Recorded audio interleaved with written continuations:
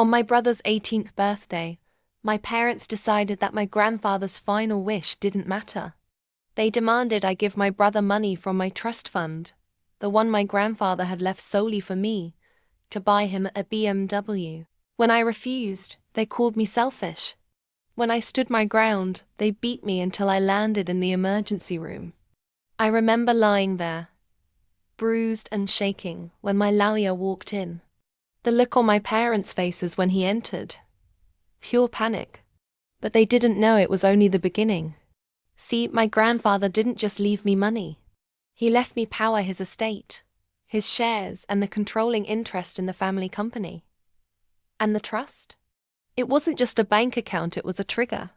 A clause buried deep in the document stated that if anyone tried to harm or coerce me regarding the fund, the entire family estate would be frozen pending investigation. My lawyer handed my parents the court order. Their faces turned ghostly white as the reality sank in. Every account, every property, every car, they all now belonged to the trust until further notice. Even the house they were living in. But I wasn't done.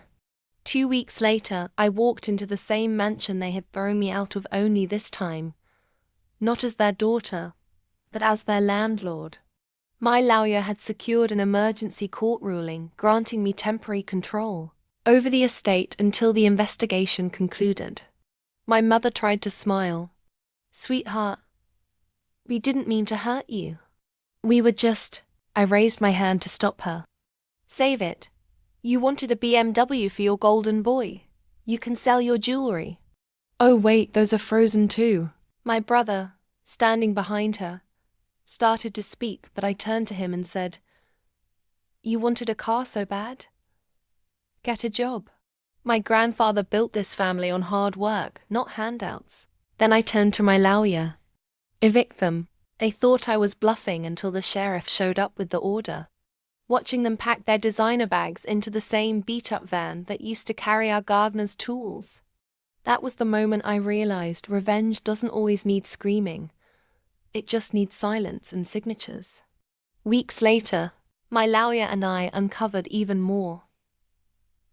My parents had been secretly transferring money from my late grandfather's charity fund to their personal accounts. That was the nail in the coffin.